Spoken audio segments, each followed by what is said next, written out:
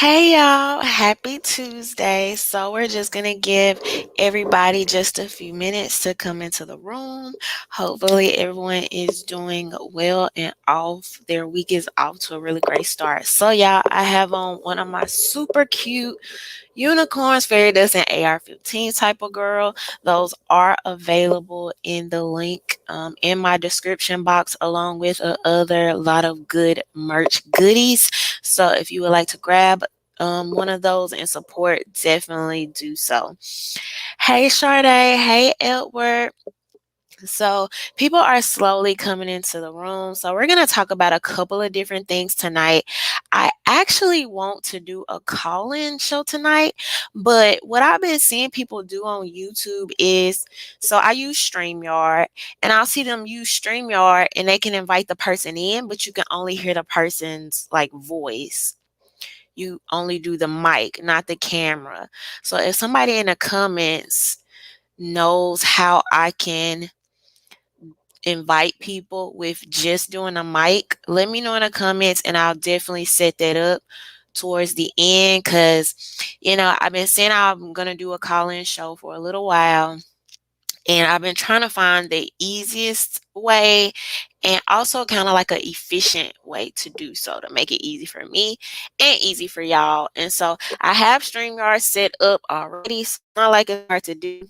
So I'm definitely interested in doing it towards the end of the show. If anybody's a content creator that's in the room or familiar with StreamYard, that could let me know.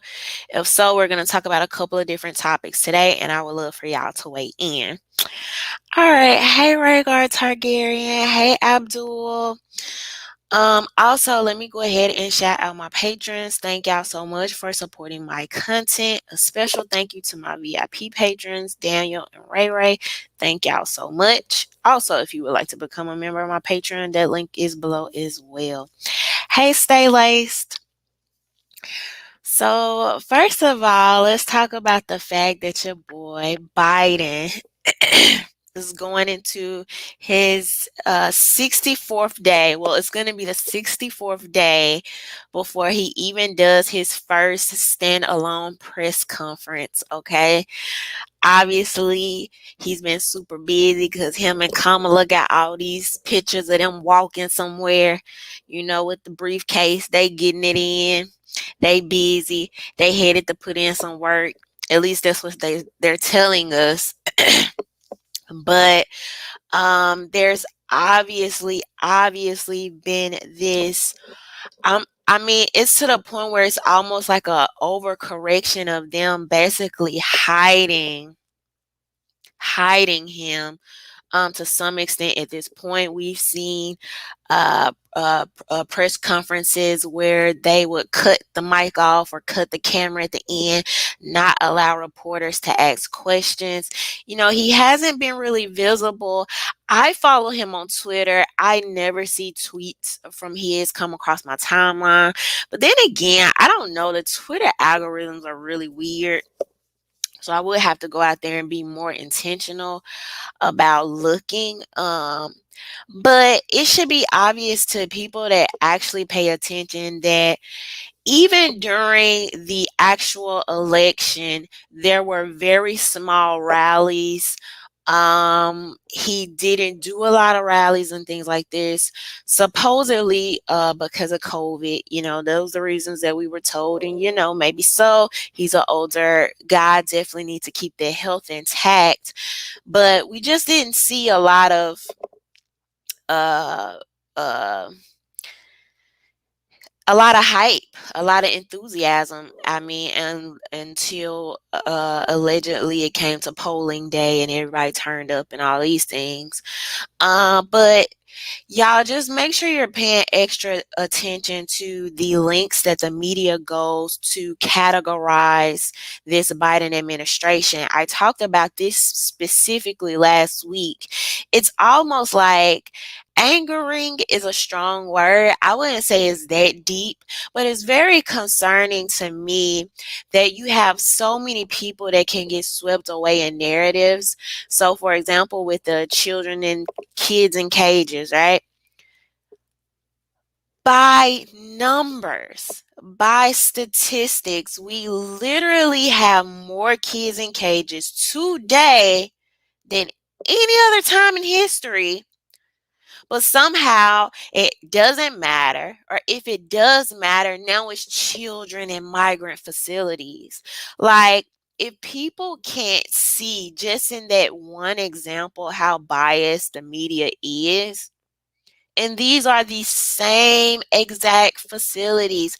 They are opening up some of those Trump era facilities that were closed, right, during that time, that were actually Obama facilities, right? Because a lot of those facilities were actually put up and created within the Obama era, right?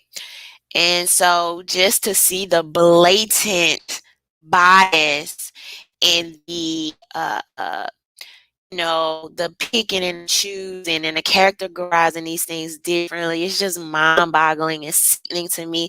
It's even more sickening when you have people that just don't care, people that was, oh, we mad, we gotta save these kids' cages, and it's like now everybody sleep. Don't nobody give a crap about that.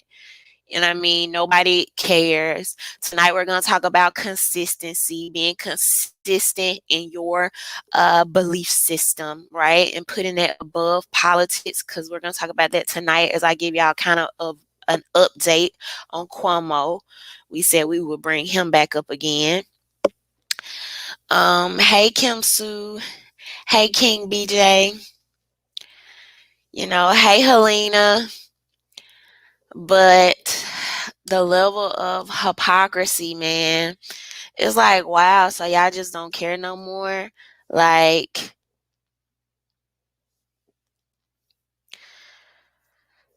so we'll see that. I think that press conference is going to be coming up next week. We'll see what happens. I also hear Saturday Night Live. I read this on New York Times. I read this somewhere today. It was a mainstream media article that said since Joe Biden was actually inaugurated, the Saturday Night Live has not done any episodes, any skits about him since he was actually inaugurated. Not talking about during the election when everybody was up for grabs and making fun was the best thing to do. But now, I don't know what the reasoning is. We can assume, it's kind of like the softballs that they throw to this administration, right? Can't be too tough on him. Will some of that change up as we go forward? Maybe. I don't know. But it is a testament to these. I don't care whether it's a comedy show, a late TV night show, whatever. They also know that the way they portray things also adds to the discourse of how the general population views people. So, hey, T's Corner Store. Oh, before I talk about that, I wanted to mention this Kirk Franklin thing, right? So I know this is going viral on Twitter. And I want to briefly talk about this. I'm sure most of y'all are familiar with Kirk Franklin. He's possibly like one of the most popular gospel artists of modern times. He's worked with tons of celebrities, been to all these award shows and stuff like this. Hey, Louis Farrakhan. So apparently his 30 to 33, somewhere in there, I've seen different ages, year old son goes on to post this leaked phone call where where Kirk Franklin proceeds to curse him out, use profanity, goes off on him, all these other things. And the son is talking about, this verbal abuse that he's received and, just how it's been so traumatizing growing up in his family and things like this. And I was just thinking, like, dude, like, wow. Can you imagine posting something, thinking you about to get insta sympathy, thinking they about to treat you like the girls, you know, that just here recently leak information with like their dads and stuff like this, thinking you just gonna get all these insta pats on the back. And the whole time, the whole internet is clowning you. I was like, if that's not a straight like turn of events, and then I don't know what he is. I don't follow that guy, but I just wonder how he feels about it now, and if he would have even done that had he expected that to be the reaction uh that he was gonna get. And I don't know the entire backstory to that. I do hear that they've had a strained relationship. I also think it's interesting that this conversation that people are like if you don't care about Kirk Franklin cussing his son out, you just don't care about him like cussing his son out. Like it's just not something you care about. However, this idea that the only way that parents or anybody, any loved one or any person for that matter, can express their anger is to do it through like profanity, and things like that. I just think that's false, and it's a very faulty premise, particularly coming from people that are promoting and pushing themselves as like this Christian lifestyle and things like that. That just doesn't make sense to me to say that to act as if people can't deny like, cause ain't that what Christianity is supposed to be, or at least that's what I was told? Like denying the flesh, like isn't it the stuff that people say? You know, denying the flesh, like uh uh being born again, being this new person, this new creature, and stuff like this. And not to say, obviously, you know what I mean, that people don't have flaws and stuff like this. But I just think that's kind of interesting from that angle. I guess, particularly from a person like me who's just never, like, so I was raised in a Christian household. My parents are very Christian, never cursed at me, never cussed me out, never heard them cuss for that matter. However, does that mean that there weren't times where they weren't like completely mad at me, upset with me, gave me a piece of their mind, said whatever they had to say, was very direct and let me know, yes, I'm angry? Absolutely, tons of times, you uh, but to say, well, whatever, his son's grown, he cursed him out, like I don't care, I don't feel sympathy for him, whatever, that's one thing. But to act like, oh well, parents have to cuss at their children because that's just a part of parenthood, you gotta like verbally assault and abuse your kids because that just comes with the territory. What? No. So I think in a lot of ways, most people are going to communicate with their children in a way that their parents, most likely, if I had to guess, has communicated with them. You know. Helena said Christian doesn't equal perfect. His son tried it though. Hey Akeem. Hey Kendra. Thank you, Loki 707. Thank you so much for the super chat. But yeah, I don't know. I don't know the like I said, I don't know the history of their relationship.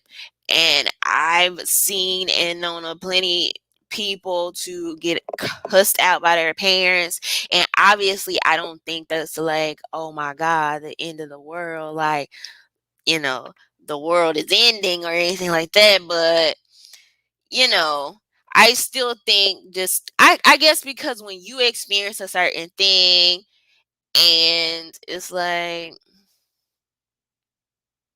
yeah, I mean,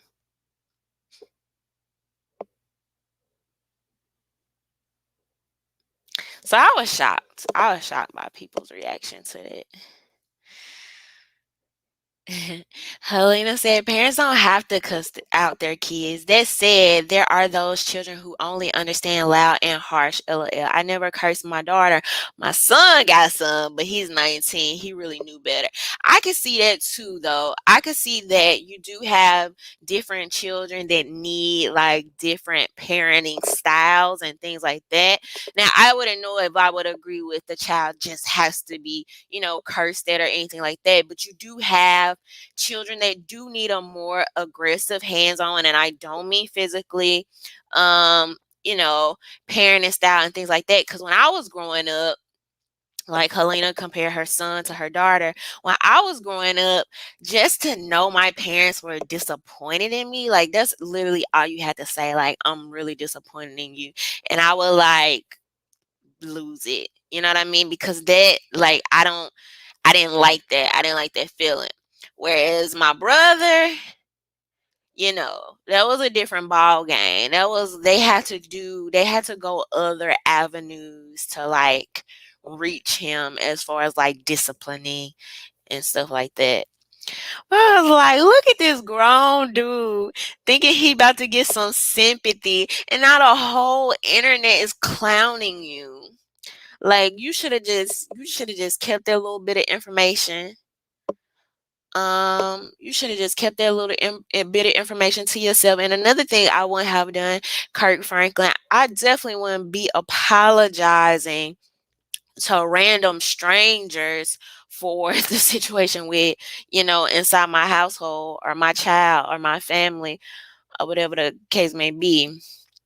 People be trying to jump in front of it like, I guess it's the politically correct thing to do, obviously, but those family connections and family discussions and arguments or whatever they may be, that's something that, you know, to a certain extent, you can't put. I'm not saying you can't talk about it in the social media realm, but the people on the internet can only relate and only understand so far. Even having like maybe gone through similar things, that's still your family and y'all were there. Hey, Pilu. But all right, y'all. So let's get this quick update on Governor Cuomo, and then we're gonna keep going. So let's see.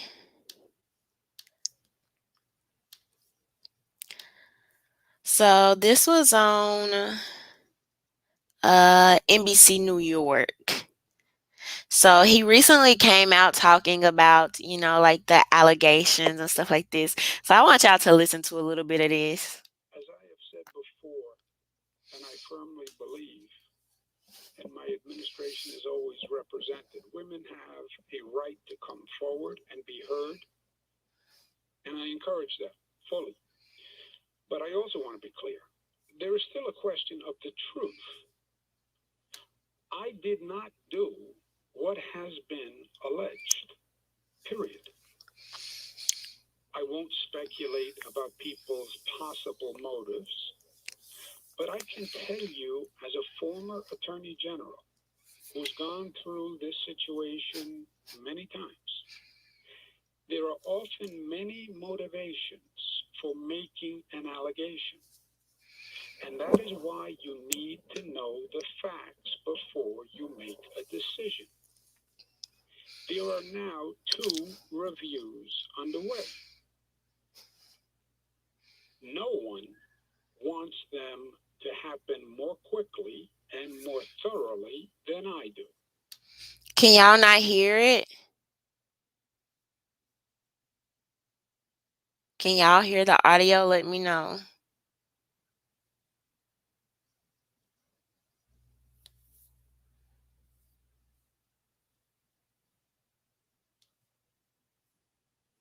Boss Hog said can't hear it.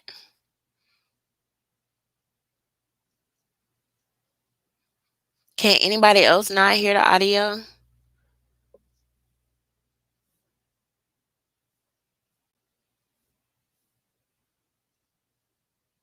Okay. We're going to keep going because they're saying they can hear.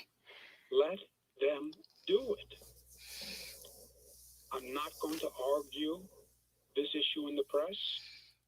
That is not how it is done. That is not the way it should be done. Serious allegations should be weighed seriously, right? That's why they are called serious. As I told New Yorkers many times, there are facts and then there are opinions. And I've always separated the two. When I do briefings, I put out the facts and then I offer my opinions. But they are two different concepts. Politicians who don't know a single fact, but yet form a conclusion and an opinion are, in my opinion, reckless and dangerous. The people of New York should not have confidence in a politician who takes a position without knowing any facts or substance. That, my friends, is politics at its worst. Politicians take positions for all sorts of reasons, including political expediency and bowing to pressure. But people know the difference between playing politics, bowing to cancel culture, and the truth. All right, so some people saying they can't hear. Some people saying they are. So let me just give a quick little recap. So he's basically going on to talk about how, these things shouldn't be basically there shouldn't be court in the media. You know what I mean? There shouldn't be court in the media. Some people may be doing this for certain reasons, political expediency. Even though I believe that these women deserve to be heard, and I support them, we have to allow the investigation to play out and things like that. He talks about not arguing in the press, facts versus opinion, and he talks about how politicians using this and just moving on with it are reckless and dangerous. These are his words. So I told y'all I was gonna update y'all on this whole Cuomo thing to see how he would address it and what he would go on to say about it. And so far from what I can see, I cannot say for sure that I have seen or read about all of the allegations. Um, but most of them, from what I saw and listen, sometimes I miss things. Y'all let me know if I'm miss, in the comments. But from what I saw, a lot of this was he said this to me. He made me feel uncomfortable and things like that. Um, do y'all know, have y'all seen that any of these allegations are actually physical and have been worked up to some type of physical type sexual assault? Y'all let me know in the comments.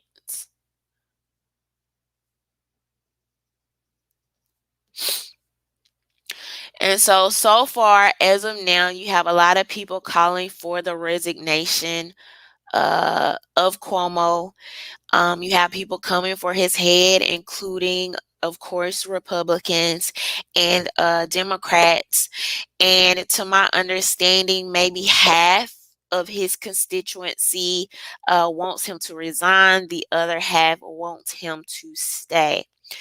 Based on the information I have seen so far, based on what I know about these allegations so far, I don't think I don't think any okay. The only absolute thing I think that Cuomo said in this little call that was wrong was a part about equating this to council culture. I do not believe this to be council culture when you have actual allegations, sexual allegations on your head. That is not council culture. That is not, you cannot equate that to, oh, I just said this unpopular thing and, you know, people don't want to buy my product or something like that. So I think that, and trying to attach it or align it to, when people say council culture, people are already going to have uh, some type of emotional attachment or understanding to that word. Um, but but so I don't agree with that part. However, otherwise, from the allegations that I've seen, what he said in this call on face value is actually the correct thing to say. It's the right thing to say. We need to stop convicting people in the court of public opinion, and we need to let investigations be done and let the courts do their job. The unfortunate part about that is that we've created this culture, where now it's gotten to the point where it's back and forth, that nobody's being consistent. Nobody's really standing on any type of morals. From what I can tell, all the Republicans in his district are coming out like, yeah, you need to resign. But some of these same people were probably taking up for Brett Kavanaugh during the Brett Kavanaugh hearings, like, let the hearings be done. Let us do this investigation and then we'll move forward. So, on face value, nothing he's saying is wrong. However, you're being a hypocrite. And that's where the problem comes in. That's what people are not going to like. And then people that already don't like you as a person or already don't like your politics are going to be even motivated to take this opposing position, right? But I do think that we are on a lot of levels creating a dangerous atmosphere when it's like, oh, we don't need no investigation, just get them out of here.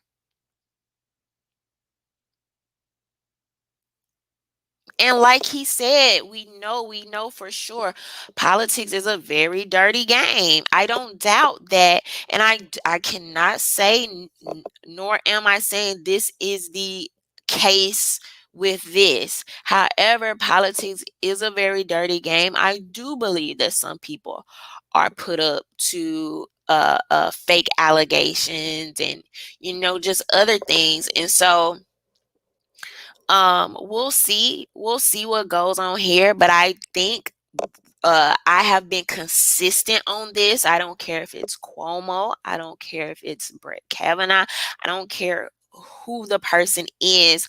I believe that an investigation has to be done.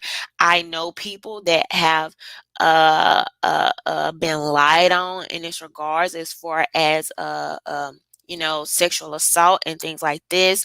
I've done previous content on why believe all women, hashtag believe all women in particular, could be very, very extremely harmful, especially to young black men. We've covered a little bit quite a while ago, where you have these false allegations on these football players. You would have these women that would like hang around and scout them out, and y'all know, like, groupies, and just trying to be seen, trying to hang out, and then, do that. And then it's these allegations. These guys will lose their scholarships, basically lose their livelihoods as they knew it. And then it would come out a year or 2 years later. This girl would get up and testify and be like, oh, well, I didn't think it would go this far. I said he did this for whatever reason. So it's just a big threat to um freedom, the principles that we say we want to stand on or believe in, and things like this, when we just want to throw people away. Um for allegations. It's not right. And the things like the Me Too movement, Believe All Women, these things have been weaponized and politicized so much so that it's to the point where I don't even believe a lot of these people actually care about the women. Because if that was so, first of all, we would be consistent in our views of like how to handle and go about these situations, right? But a lot of times people are using this as political motivation, political fodder to, oh, get this person out of office, or let's uh, uh, crash or ruin, this person's career and stuff like that. And a lot of this is, whether we admit it or not, is adding to the relations of men and women, whether negatively or positively. It's this friend that I have. I'm just telling y'all what I was told, okay? Don't take it out on me. But a friend that I have, um he was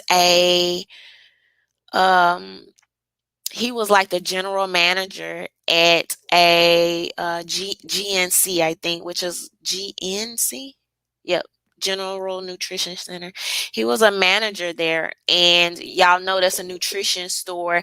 And a lot of times, every GNC that I've been to, these are like really small stores, and the ones that I've been to, they may have 2 people on staff at a time, like at the most. And he was telling me how he was looking for new people and stuff like this.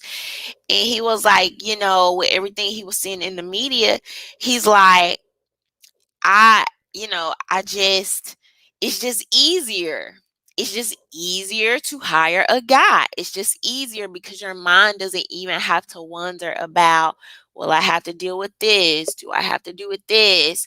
And he's like, I don't mean it, in a sexist way, but just uh because he was trying to move up to another career that I'm not gonna mention, but he was like, with where I'm trying to take my career and where I want to go after I do this, I just don't want to even put myself in a predicament where I'm alone in this store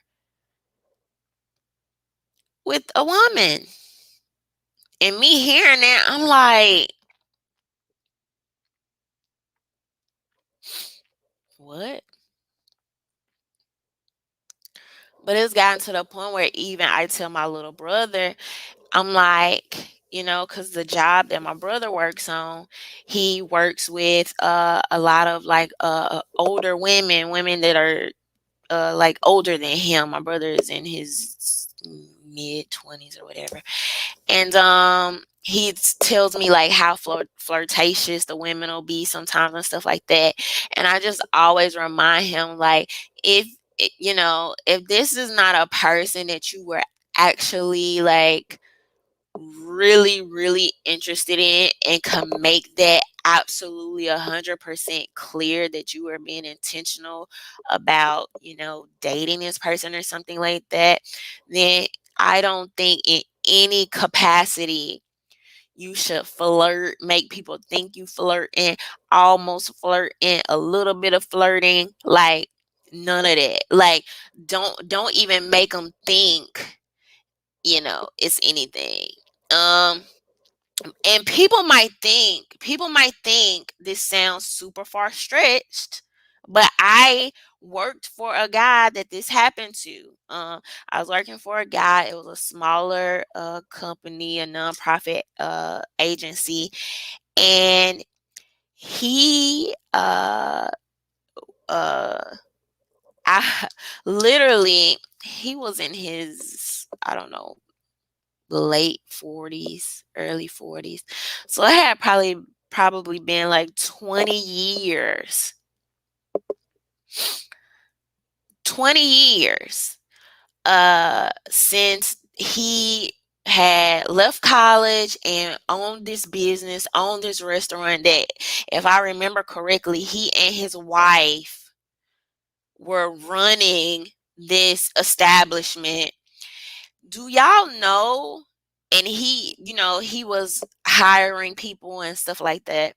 Do y'all know all these years later, like she called the current job that we were at, got in touch with like the like way upper management people and was like, yeah, back in 1992 or whatever, he made me feel uncomfortable. He said these things that were crazy to me. And they were like, what? And I remember the time it happened. I was like, dang, so this happens in real life too, like not just on TV. You know what I mean? And it's like he was like, I didn't even know who they were talking about when they reached out to me, right? So just think about that. I don't know the situation. I don't know what he did. I don't know what he did 20 years ago. Uh, but how do you as a company go for it, go forward handling it? Is it, oh, well, some lady sent me an email that says you were inappropriate with her 20 years ago, so we just have to let her go? Like, what? You know, So I just think these are things that need to be handled in a very holistic, diplomatic approach where we aren't unfairly and unjustly just putting people in tough situations. No, I do not believe all women. As a woman, also as a woman that's worked with several women with different calibers, probably not the right word, but different levels of mental health issues, different levels of sometimes poverty, different levels of a relationship status, or just all kind of things, right? Human experiences, and to see some things that people can go through, and to see where some people head just be at. No, I don't believe all of nobody, men, women, children, literally nobody. I was talking to a friend today. I was like, it's crazy. Like, I don't even think that you have to like even teach kids to lie. Like, I don't even think you have to teach kids to lie. But at some point, you just find kids doing these little white lies, and it's like, where'd you get that from? Where'd you learn it from? Is that just where does that even come from? I was watching some little video online today. It was cute though. It was a cute video, but it was this little kid. He had all these cupcakes stuck on his hands, all over his mouth, and his dad was holding the little cupcake container. And he was like, "Did you do this? Did you eat one of the cupcakes?" And the little boy was like, "No." And he was like, "Are you sure you didn't do it?" "No." "So you telling me you didn't open this thing and get any cupcakes out?" "No." And he's sitting up here with crumbs all over his face. I'm like, Lord, I don't even know where they I don't even know where they learn this from. I mean, if you've had any experience with kids, and it'd be like, you ain't even have to tell a little white lie about that. And they just, I don't know. Nino Black said children typically lie out of fear. But all right, y'all, let's keep going. So we're gonna talk a little bit about Stacey Dash, and then we're gonna get into the Tamir Rice mom's statement. So let's look at a little bit of this video. You might have already saw some of this. So Stacey Dash did this exclusive with Daily Mail. Um, where's the video? I have it somewhere. This is it.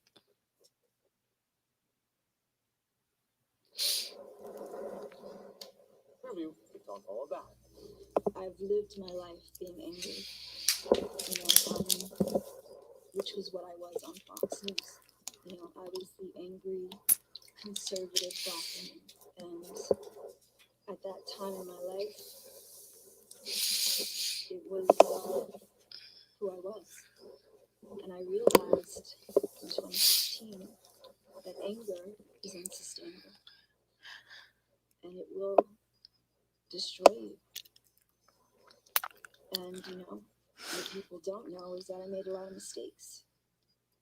And because of that anger. Senior correspondent Liz Charles is with us now for more. So that gives y'all a little bit, a little bit there. So, Stacey Dash, as y'all remember, she may be most notable for her role. And y'all telling me the volume is very low. I'm sorry. Something going on tonight. I've been having problems with my setup tonight. But she was basically saying like how, she's sorry. She came the angry black woman. She was arrogant and prideful, but that's not who she is any longer. When the Capitol riots happened on January 6th, she basically jumped off the Trump train and all of this. Uh, um, Biden is the president now, so she's just gonna move on and accept him as a president or be supportful or see what he's gonna do, or stuff like that. Oh, okay. Chrissy said Dash's video, not my volume. Okay. But so y'all saw that there, and I don't know why, like, it just came out very funny and comedic to me because it's like, I'm gonna get on TV and make this very, you know, sad appeal to people. I don't know. It's just weird. It's like, do you have to hype yourself up to be sad? Like, give it all you got, like sad face and um but yeah, so she goes on to talk about how she feel like Fox, used her as this angry black woman, conservative type thing. I will say that hopefully it's become obvious to people, and I don't know why people haven't already known this, but particularly in conservative spaces, but it's not unique to just conservative spaces, but it's a different thing going on there. However, um if you pay attention to the media, there is a very intentional way that I believe even media personalities are typecasted. I don't really talk about it a super lot. I mentioned it before because I did this video talking about Angela Rye, and it's just when you start to pay attention, you can tell. You know what I mean? You can tell the type of black people, or minority, for lack of a better term, because it extends beyond black people. That they're trying to portray from time to time. Like, you could tell the times that Angela I would be hyped up to make these certain moments that the agency know was going to go viral. Anna Navarra, I believe that's her name, Hispanic lady, who I talk about this very specific time where she pulled out this nail file in the middle of a news segment to file her nails, right? I've talked about how there was some guy that came out. I can't remember who he was. And I think even Roland Martin has talked about this to some extent. But they'll go for like a certain look and a certain thing. Some guy, I can't remember who he was, but even he talked about how these media platforms across the spectrum a lot of times will go with the queer black man, or uh where you kind of just don't know, very like, maybe metrosexual and things like this. And this is not just coming from me, y'all. I did a segment where a actual guy who was trying to get on the news media agency, he was a reporter that said this, and he was talking about, he was like trying to get on at some, I can't even remember which news agency, and he was like, yeah, the they just won't have people like me on. And Fox News, I told you I've never been big on watching Fox News. I don't watch Fox News. But even there, you would have either very old people on, very, in my regards, what I would feel would not be very relatable, and sometimes even to the point of on purpose. So then a question comes, Stacey Dash, were you hyped up to be this person? Or was this your own doing, trying to be this character of what you thought that people wanted to see? And this is my thing with Stacey Dash, is that I don't care who you are. I don't care if you're a YouTuber. I don't care if you are a commentator. I don't care if you're a media personality. I don't care if you're A-rated celebrity or whatever the case may be. You should not get in front of a camera and say things that you cannot be 10 toes down on. And for people that do not understand what that means that you should never say things that you can't fully stand behind the words coming out of your mouth. Every single time I turn on this camera, I don't have the most popular mainstream stances on a lot of issues, right? I don't. My stances don't always align with the very mainstream pop culture, hip hop, more liberal leaning mainstream media. However, even still, I know when I go to sleep and rest my head at night, I am not pretending to be some character. I don't make things up. I don't, try to be somebody that I'm not. I don't put on airs. I don't grift. I don't do any of that. So I know when I go to sleep at night, I can rest on the words I said, knowing how that's how I actually felt.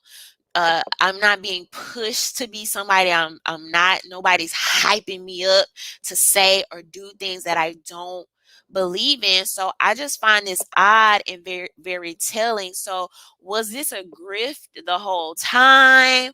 Or are you trying to get back in mainstream media's good graces? Like, what's the real actual problem? And to even call yourself like the angry conservative black woman. And I don't even like that angry black woman trope. I think it's very offensive. And then to just try to like throw yourself in a box of like, oh, well, I was trying to be this person.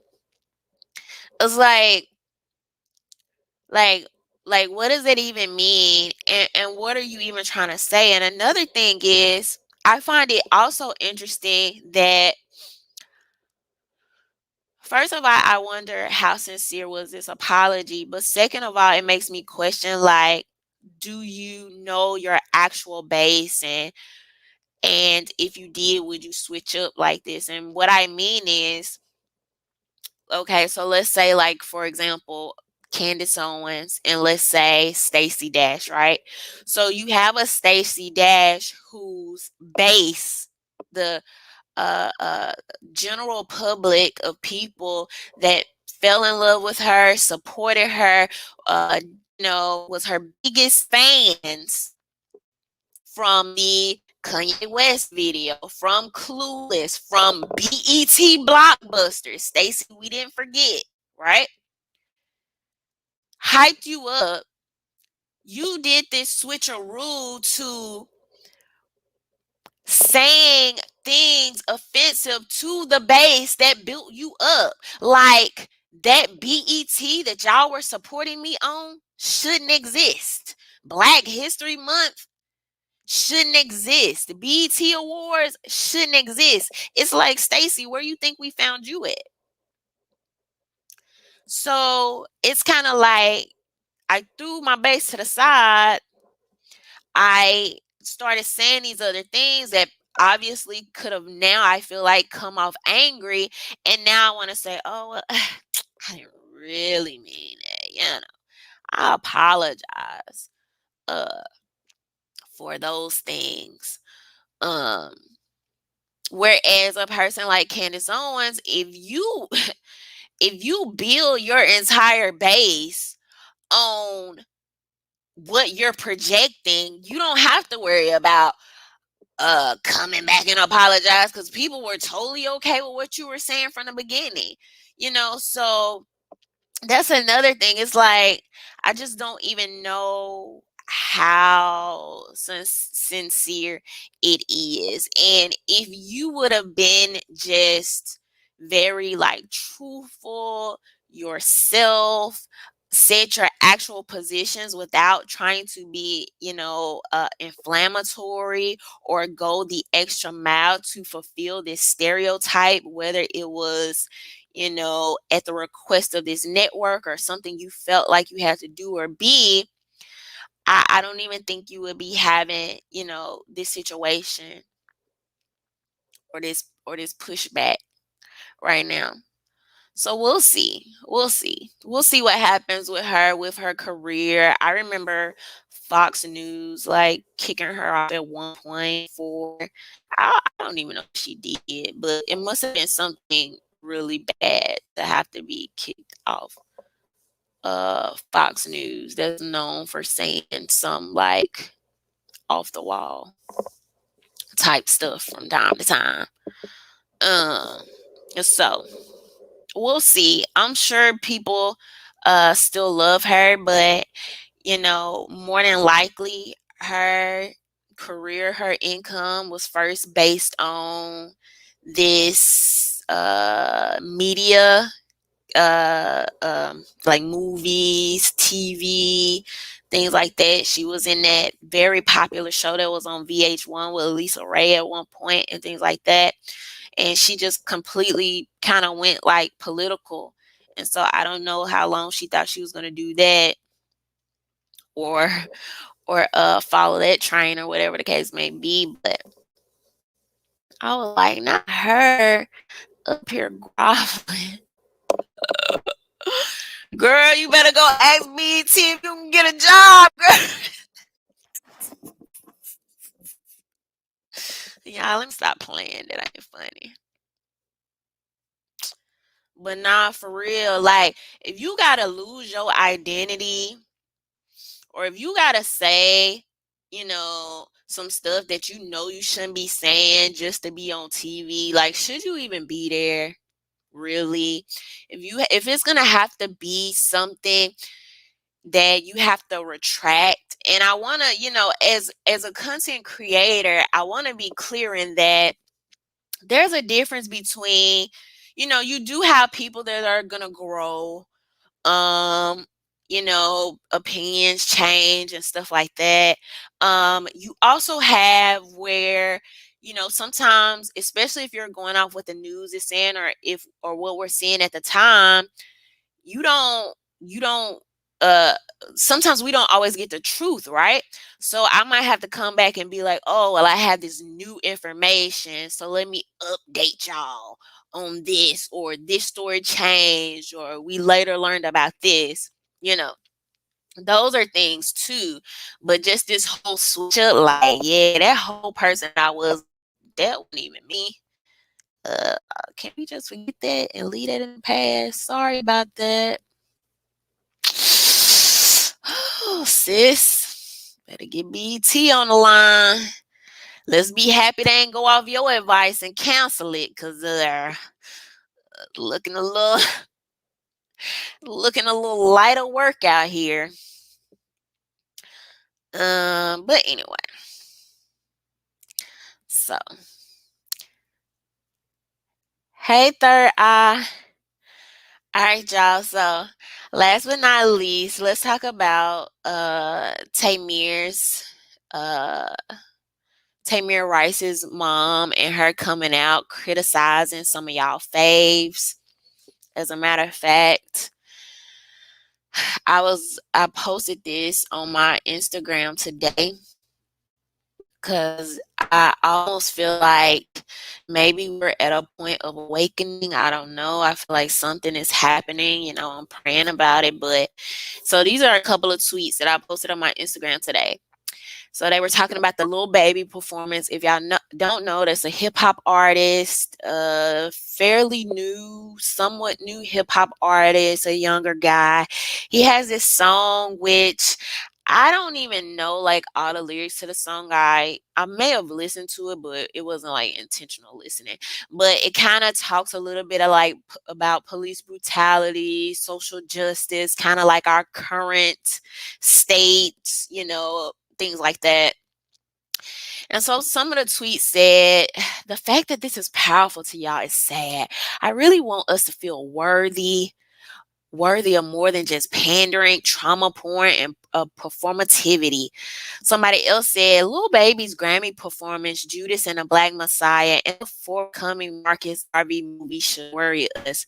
We are in the cultural moment where in the ruling classes openly co-opting plus commodifying revolution and selling it back to us. Somebody else said Tamika Mallory, D. Ray, Sean King, and Patrice Colliers are all particularly insidious. Y'all know what I'm trying to say. For making their grift off of revolution, freedom, liberation, while knowing they truly aspire to sit in high seats of power driven empire. And I'm like, is something happening here? Like, are people starting to see, you know? Because y'all know a lot of what I've been pushing is trying to get people to see that. Oh, and No Name, a rapper, a young lady who is a rapper. She's a blue chick, but her artist name is No Name, right? She posted today, she said, let celebrities go. They are not your community. And I found that very interesting. No Name, if y'all don't know about her, she went viral at some point for something about not wanting white people at her concert, not wanting to do concerts, something like that.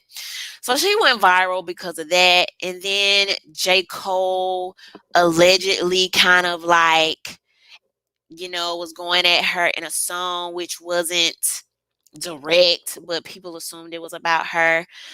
Um, I do believe No Name is a smart young lady. I can't obviously say that I agree with all of her positions, but I do think that I like that she's a reader and she's not scared to go against the grain. Like, she literally does not care about her political takes.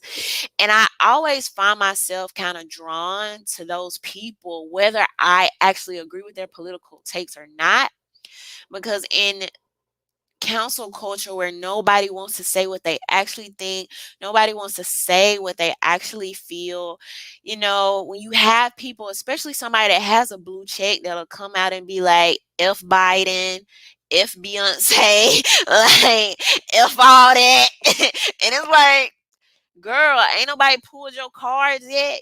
So just off the strength of that, having the courage, I do find that admirable.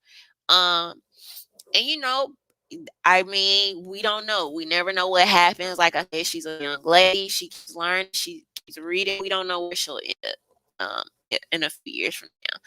She said some off the wall stuff too. I ain't gonna, not acknowledge that. But I mean, hey. Anyway, so she said, these are not your community. These people are not your community.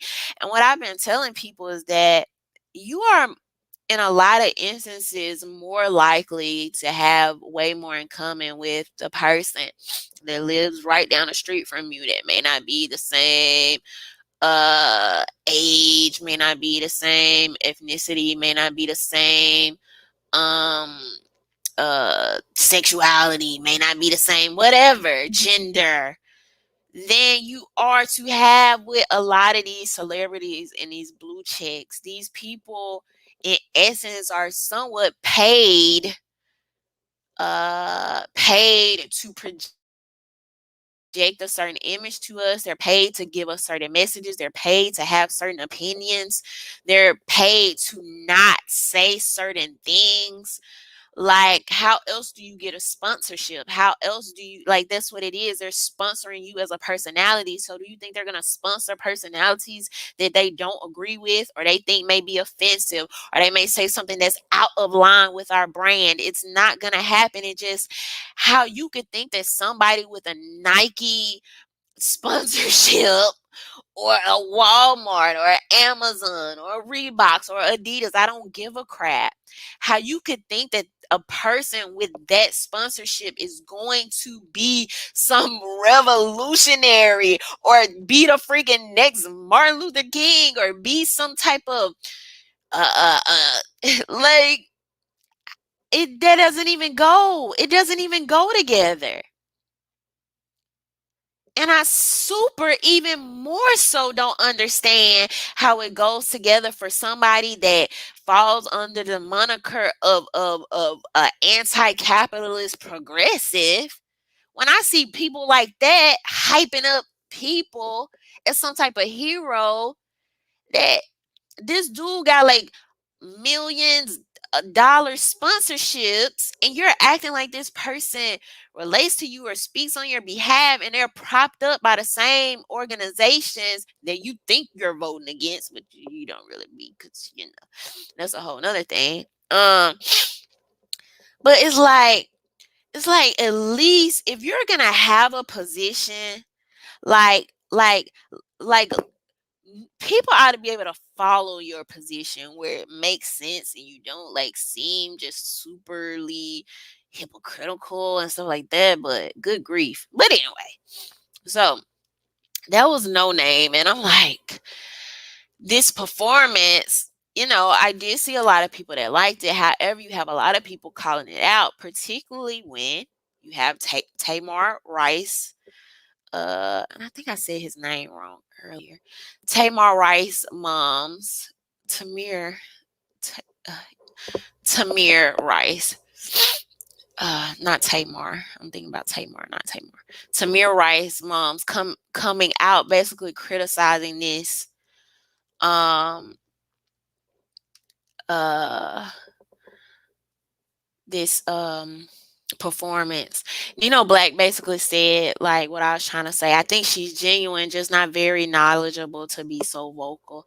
But yeah, I think I definitely think, she'll be learning as she go, and we'll see where she end up a couple of years from now. But you know, wise counsel, read some good books. You never know. All right, so let's look at this. This is according to Complex. Where we at?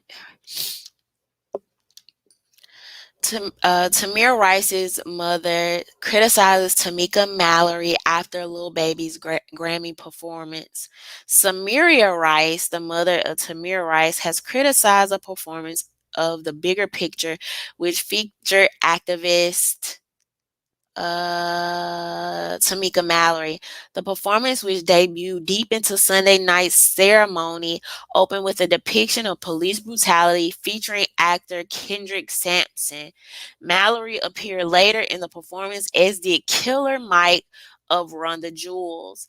In a Facebook post, notably from an account previously cited, blah, blah, blah, Samira shared a clip of the Mallory portion of the Grammys performance. "Look at this clout chaser," she said. "Did she lose something in this fight? I don't think so. That's a problem. They take us for a joke. That's why we never have justice, because of ish like this." She also addressed the problems with the performance and with the prevalence of such examples of what some has criticized as a commodification of those who were killed due to police brutality and a number of additional posts. F the Grammys when my son is dead, F all pig cops. And another, she again mentioned Mallory, as well as seemingly calling out recently prominent civil rights attorney Ben Crump. Tamika and the crew, you bees, chasing clout, along with Sonny, Crump, and Lee. If y'all don't know, those are some of the probably highest paid, but highest notable civil rights lawyers right now. She said, y'all have literally F our fight up. I hope not another family soul. Use y'all to represent them. Y'all might as well be junior pig cops. I'm mad as hell, she said. Uh so this just goes on to talk about like Lil Baby's response. That's the artist. So if y'all don't remember, Tamir Rice was killed in Cleveland in 2014.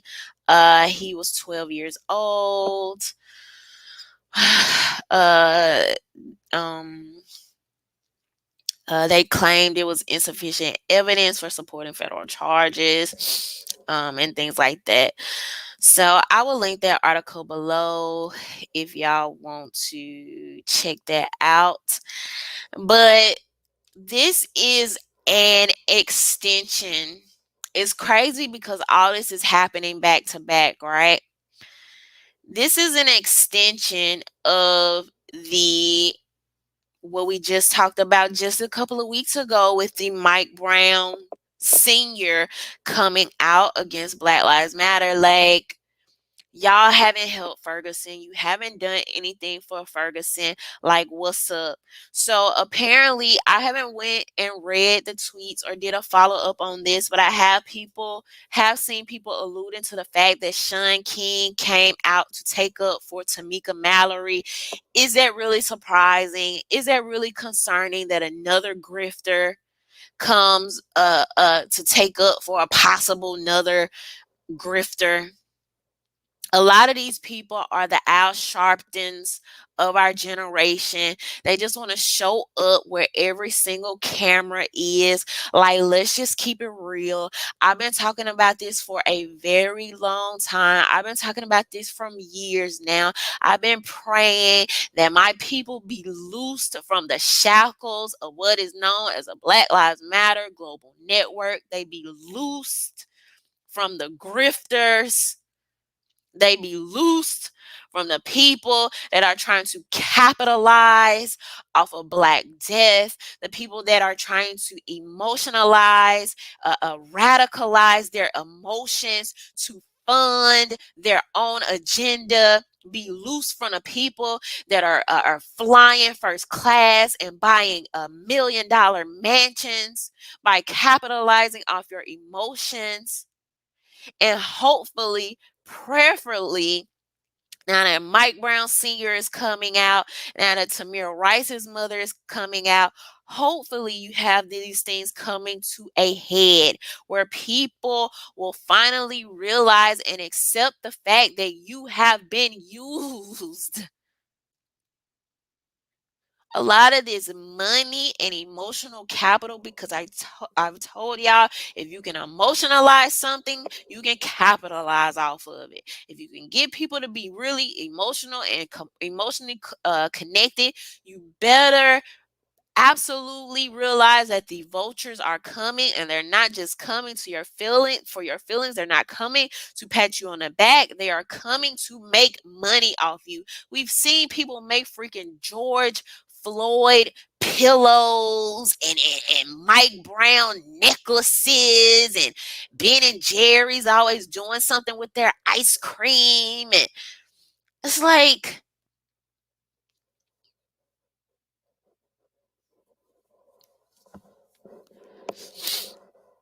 I need people to see that you have been used.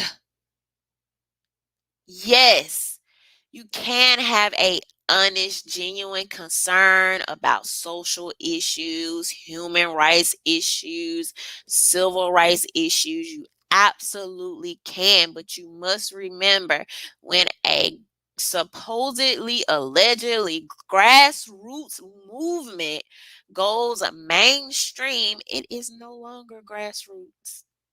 And you best believe if any organization is getting as much airtime as Black Lives Matter has in the last few years, you better believe that that is going to be a vehicle way more, used for way more than just trying to prove something to you or help the people sitting at home. That's the absolute God honest truth of the matter. And I've been trying to tell people that for years, not even in a malicious way. Even with the whole Colin Kaepernick thing, I have to keep bringing this up because people acted like I was hating on Colin Kaepernick. I just don't like Colin Kaepernick. I'm saying these things because I don't truly believe in these things. I'm Stacey Dashing y'all. No, here we are years later, and my opinion is the same. And I can sleep well at night because my intention was to never grift. My intentions was to tell you the truth the entire time. So I'm going to say today, just as I said, I don't know, 3 years ago at this point, Colin Kaepernick got all of this emotion out of people. And when a lot of emotion is being created, other things are being created. And it just made sense to any logical person, I would assume. If you're going to use, if you're going to, what's this thing they always say? We have to bring attention. We have to bring attention to this issue. Well, when you bring attention, then what? And I was crazy for asking that. It's like it's like if you work at the grocery store and you see a huge spill on the ground and you the staff or the custodian or you work on the register or whatever you do and you just put a little yellow sign there and you just go on about your day. You done brought attention to it, but you ain't gonna clean it up. You don't have a tangible solution. It's no further step. You just, that's just it. Just, hey, look at this. And so I said at that time, and people are obviously starting to see it ain't as hard as y'all tried to make it back then. I said at that time, even if Colin Kaepernick, if he truly believes in what he's saying, right? Meet with a politician. Oh well, no, he don't want to meet with the Trump administration because he'll just be used for a picture ops or whatever it's called, photo ops. He don't want to do that. He's gonna be used and this that, and the other. So all these Maxine Waters and Kamala Harris and Cory Bookers and all these other people that everybody was hyping up and talking about at the time, like they just don't exist. But Maxine Waters can meet with Megan Thee Stallion today. Bernie Sanders can meet with Cardi B. Joe Biden can meet with Cardi B. Like what? So like what? And then the next excuse is, well, what if he don't want to do that? What if that just ain't his lane? He just wanted to bring attention to it. You literally had Ice Cube, who was the front man for economists, different organizations, talking to people, lawyers. I am going to be the face. I'm going to be the front man to get y'all's opinion because y'all know more about this than I do. I said he could have just been like, I brought the attention, but this is the organization that can speak to these things better than I can. That's if it was real. Felt that way 3 years ago, felt that way today. I feel even more confirmed in my belief when I can see a Maxine Waters taking the time to speak to Megan Stallion about WAP. If you got time for that, like, and then it got to the point where it was an undisclosed settlement. It's like it just, you know. But apparently those questions coming from me were the wrong questions to ask. Maybe it's insensitive. Like, thank you, Aaron Franks. But yet, the people that don't ask these questions don't care about actual solutions, more about the symbolism. And here we are, however many years later, and you still saying and talking about the same exact thing.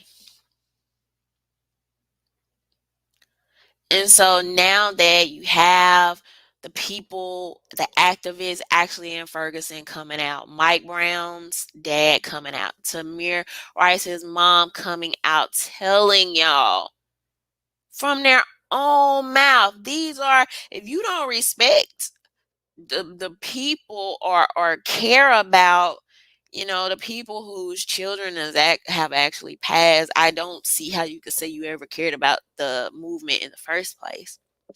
And so, you know,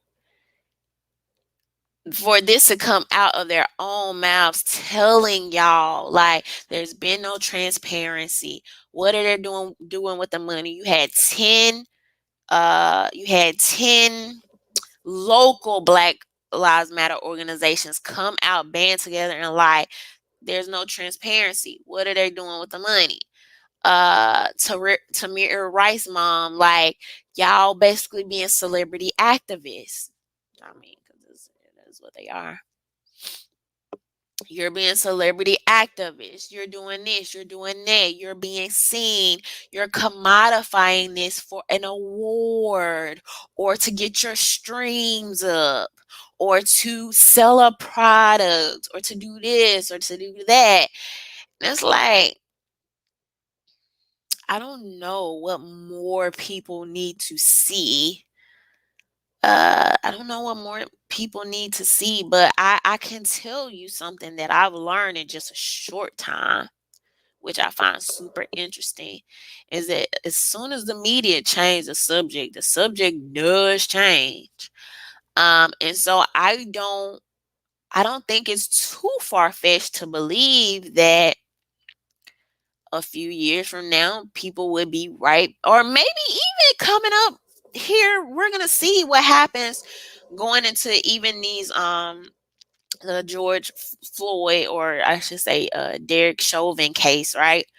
Um, as people are already have been protesting and things like this, what role is Black Lives Matter going to play? How is the media gonna push forward in um, how's the media gonna push forward in presenting them, presenting these stories? But why would the media want to? I haven't seen a super lot of people talking about this, but why would the media want to? Why would they want to when their money is tied up and pushing Black Lives Matter stories, Black Lives Matter's agenda, knowing a lot of that Black Lives Matter money was funded into the DNC? Why would you want to bite the hand that feeds you? Why would you want to focus on that super heavy, keep it in a 24-hour news cycle?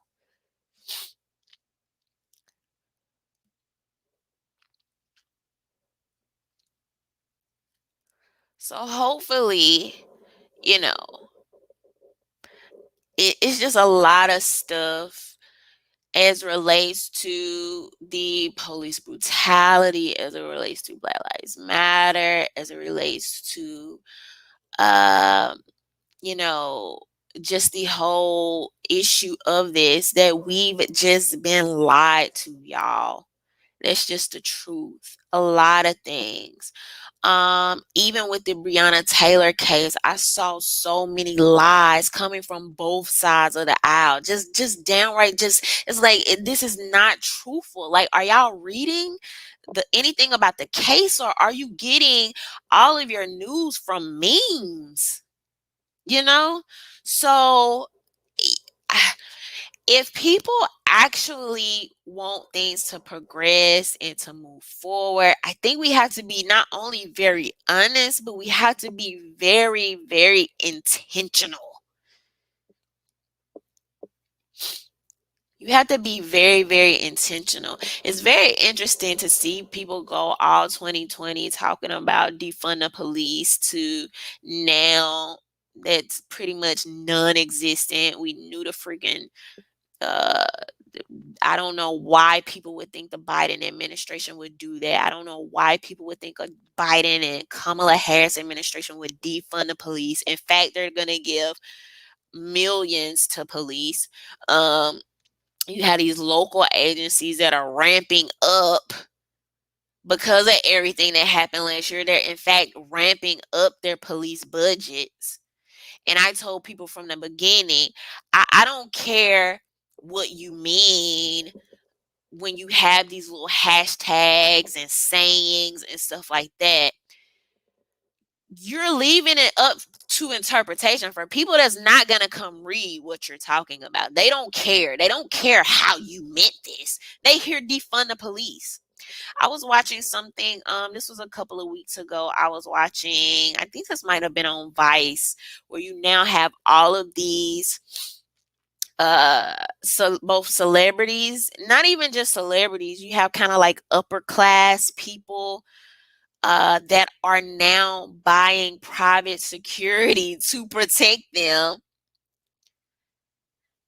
You know, just regular people that have money buying private security to protect them because of the things we saw in 2020 and things being pushed like defund the police.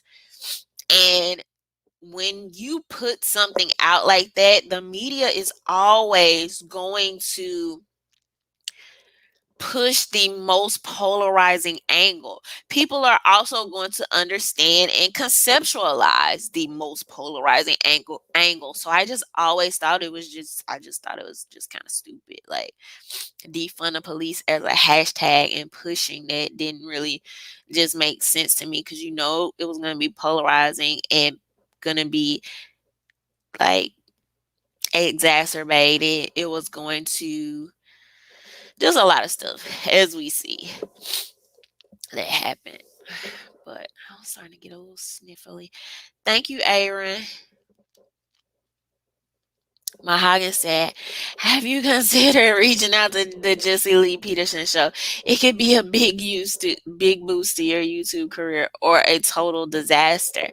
I don't know why it would be a total disaster. I would get on there and be the same person that I always am, but um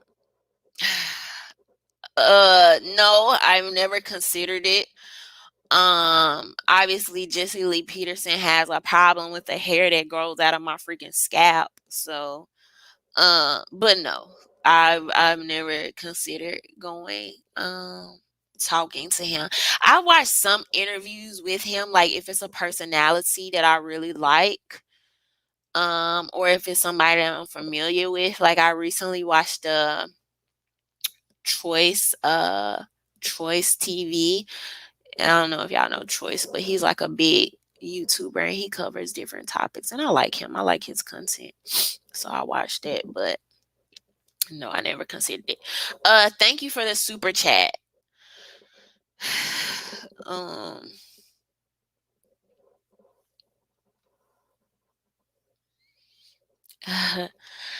Blaze said, man, CDS Atlanta just got an each load of new unmarked squad cars. Thanks Biden. Why you ain't thank Keisha Bottoms? Why you ain't thank her too? You don't think she had nothing to do with that? Thank you, Louis Farrakhan. He says he loves my hair. I think it's pretty cool too. I love my hair and the way it grows out of my head. You know. But yeah, so we're gonna see. Like I said, we're gonna see what happens going more into this Derek Chauvin um case. You know, people obviously had their speculations about what's gonna happen. The most interesting thing that I want to see, y'all. I shouldn't characterize it as the most interesting, but I would say something that I'm gonna be taking note of is that I really want to see not only how the Joe Biden administration is gonna handle this after the verdict happens, but I also want to see how the media is going to uh uh uh how the media is going to project how they handle that it happens.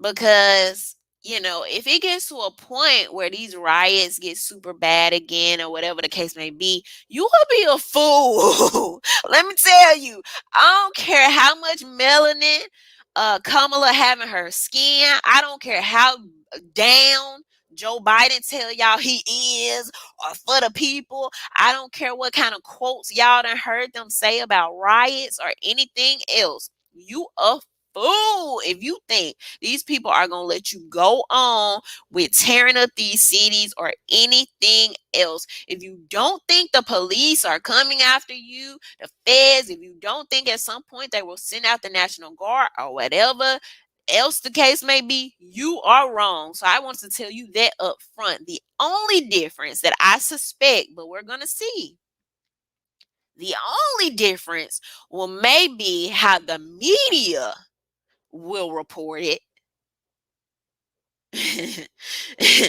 The media, you know, because the media, they'll do kids in cages, my kids, children in migrant facilities, so that the media may do that type of thing going on. But I already told y'all in these stimulus budgets, they are ramping up, giving more money to police and particularly armor, body wear. From what to my understanding, y'all let me know if I'm wrong, but they still have the fences and people patrolling the Capitol. So it's like, do they know something's coming that we don't know? Are they preparing for something? Like, what's really going on? Grace said the media will either ignore or tell people to stay home. Aaron said it's going to be ugly. We'll see. I definitely don't think people are going to stay home. People are going to be out in the streets. People are going to protest. We just literally just don't know if the media cover it. We don't know if Joe Biden will come out of hiding and actually talk about it. The media may try to make us feel like it's nothing. Also, we know just human nature to some point, you know, when you are steadily showing something in the media and creating a energy, you spark protests in other areas. So if the media isn't covering it, does that kind of discourage the protests from going as big as they did the previous year? I don't know.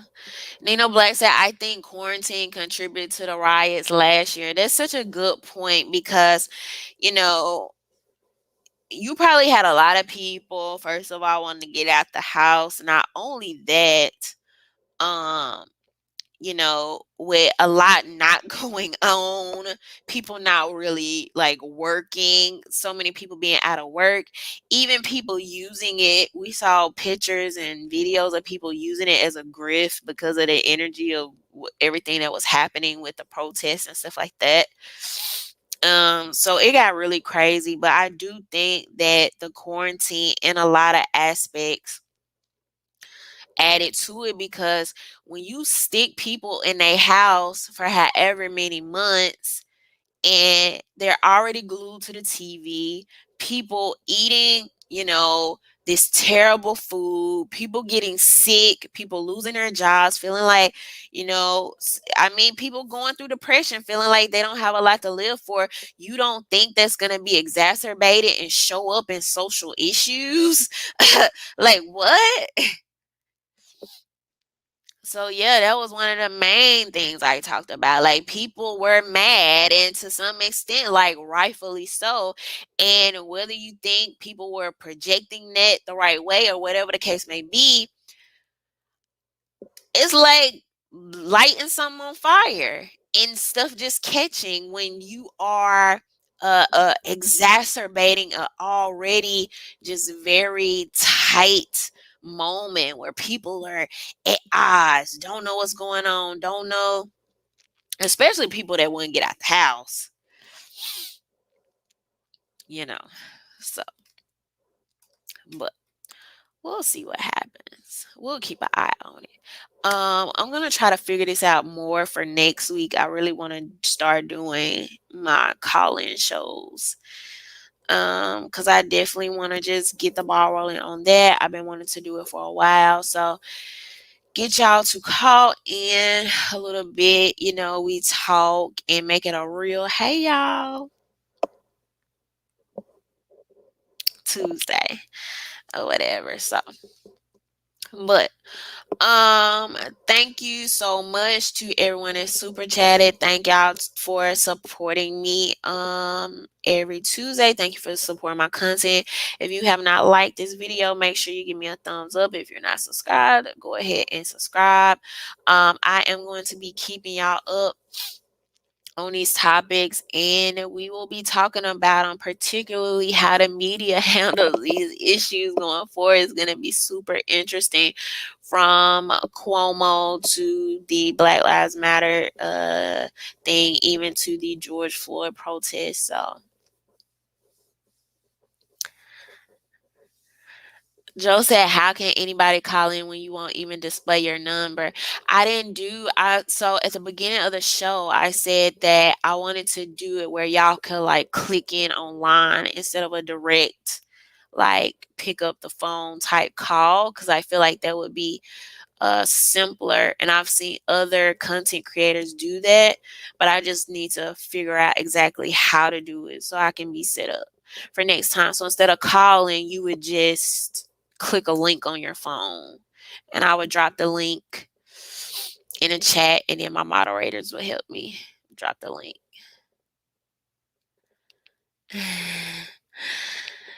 Blake said, don't have me calling. I'm gonna have you two mess around and suspend your channel. Y'all don't be don't be coming up in here with that stuff. Cause the one time I did a call-in show, the dude was calling in, talking all crazy. And I'm like, dude, like, I truly believe in the freedom of speech, but you're gonna have to say that on your own time. You can't get on my platform trying to, because it's taking me some time to build this, so you can't, whatever. But y'all get what I'm saying. So you can say what you say, but it have to be like YouTube friendly.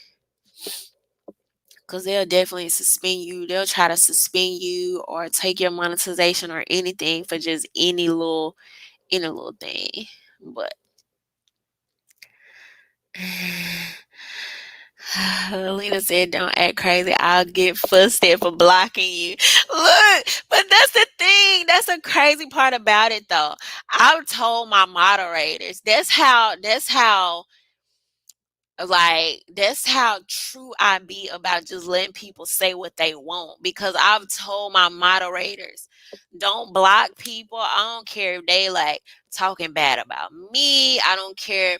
They have to really be saying like some really, really like some stuff. You know what I'm saying? It got to be straight up off the wall. Like, I can't believe you would say that. Trolling. Then, because there's been times where I would like DM my moderators, I email them, I'd be like, did you block somebody today? Like, don't just be blocking people. But so Nino Blake said, Joe said, he said he want them digits. That's what I thought he was saying at first too. I was like, I had to read it again. But all right, y'all. So I'm out of here. Y'all have a good night. Y'all have a good Tuesday. We'll be talking soon. Bye.